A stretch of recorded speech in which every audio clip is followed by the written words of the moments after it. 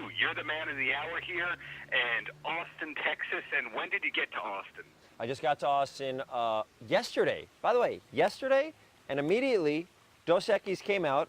A big bottle of Dos Equis came out of the plane. No, Dos Equis came out. The reason I'm here is because Dos Equis gave me a call, and they say, we have something called Summer Essentials, right? And I obviously had no idea what that was. I said, I don't know what you're talking about. I don't know how you got my phone number. And they go, let me continue. We're making something called a towel jacket. And so they made a jacket that's made completely out of a towel, and they only made 2,000 of them. And I said, that's insane. And they didn't say anything. And I said, I'm in. And here we are. And here we are. And you are a prolific Oh, wow. writer, comic, and actor, and of course, by default, a fashion icon as well. When in your life did you become first associated with fashion? Oh, thank you for asking me. I mean, I am fashion head to toe, day and night. I wake up, I jump into my romp him, which I just heard is a thing, romp men. Oh, I nailed it. I mean, and again, I do not wear the same clothes I've worn since high school. I do not wear the same pants every day. Do you know what I mean? I am what people call the next Kanye of fashion. And that is why they thought of me to bring a jacket made out of a towel from Dos Equis into the world, which you could buy at dosequis.com. And you're saying, that's crazy, I could buy it? And I go, well, you can. It's up to you if you want to, but it's available. And I mean, it's pretty expensive. Do you have enough money? And the person will be like, well, is it something I need? And I go, and that's the conversation, kind of. Understandably, is it one size fits all on the towel jacket? I'm happy you asked, because one size fit all would make no sense, right? Because that would mean an enormous jacket would fit a person that's 5'1". This jacket, my friend, to make it a little bit more difficult, comes in over 1 billion sizes. There are 1 billion different sizes of this jacket. That was only 2,000. There are 2,000 made, but like, let's make it in 1 billion sizes. So don't worry, you're going to be covered, no matter what height, weight, or whatever affiliation of anything you like, whether what television shows you like, movies you like, you're going to be able to wear a towel as a jacket, but only if there are some available, because there's only 2,000 left. There's a lot of holes in this story, you know what I mean? I believe you also have a few movies in the can as well, and you've written a lot of books and a lot in the past. Darren. So I guess it's a big question of how do you like to be described in general, given that you bounce between so many different projects? Oh, I mean, Darren, just a man. Do you know what I mean? Just a human being, trying his best. I don't know, Darren, what would you say? I know that you don't have it in front of you, but if I forced you to say, I've written some books, I've written some movies, TV shows, I've acted in some stuff and done some voiceover. What would you, if you only had 3 words, how would you describe me? And none of them can be like Mr. Bean. So you have to use 3 other words. What would you say? A dynamic individual. Oh my goodness, Darren. Text my mom that. She would go crazy. Well, actually, another thing that I find very intriguing about you is the neighborhood that you came from.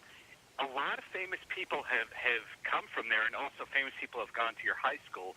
Yet, you know, growing up, I'd imagine when you tell people that you're from the Bronx or from Westchester, it wasn't exactly the most proudest moment of your career. So I'm curious when you start to realize that Westchester and the Bronx and that adjacent area was actually a place that you could be from to be a famous entertainer. First of all, I would love to thank you for doing research before this. You're very kind, Darren. That's very kind of you. And I will say this. I grew up from a very long lineage of very proud Bronx human beings. So both my mom and dad grew up in the southern Bronx, 176 and Grand Ave. And then we moved up to the northern Bronx when I was born. We were in Riverdale. So we have always been proud of Bronx. My dad went to BCC for a year or so, and then before he was a social worker, my mom has been a Bronx school teacher for 50 years. So it is we were never ashamed. It is something I'm always, always, always proud of.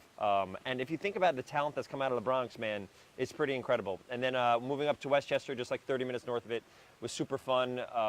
I'm a very proud product of public schools, and just something I've been very proud of always, because it's just, you know, it's just something that my family has been proud of for a long time, and I'm very happy that anybody's talked about it. Nobody really talks about that stuff, so I appreciate it, Darren.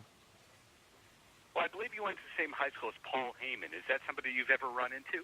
He went to Edgemont? I believe he did, yes. Who's Paul Heyman? Oh, okay. Another topic for another time. So Sonic the Hedgehog, that's probably another project that's going to be making everybody in the world say, wow, Ben Schwartz is a big deal. Is there an accomplishment, though, in your career that you're most proud of at this point? Yes, and I'm happy you brought it up because I am very fortunate. I've won an Emmy. I've been nominated for 3. I've directed stuff. And the thing I'm most proud of is that I'm really good at making a hard-boiled egg. So like I can pop like 5 hard-boiled eggs into there, and you may think, oh, that's easy, and Ben, you watch a YouTube video to learn how to do it. Yeah, but stop yelling at me. But I am very good at making 5 hard-boiled eggs. 6, I don't know what I'm doing, but 5. I think that's my proudest achievement. And one time when I was young, I was able to ride my German Shepherd around the house. That was very exciting too.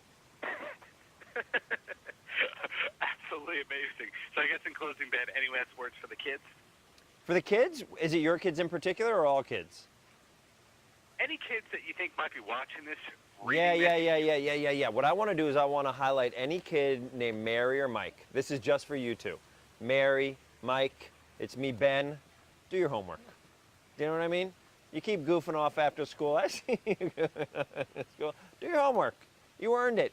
You don't get to be in places like this unless you do your homework. Everybody else, have fun. Keep it interessante. By the way, I hope you were here because in anybody that works for Dos Equis, when you call their phone, it just says, keep it interessante. Their ringtone is just, keep it interessante. So I've been hearing it all day. It's just like, it's in my head. I can't get it out. Muy interesante this interview was. So, Ben, thank you so much for Oh, gracias, mi hermano. Take care, man. Take care, brother.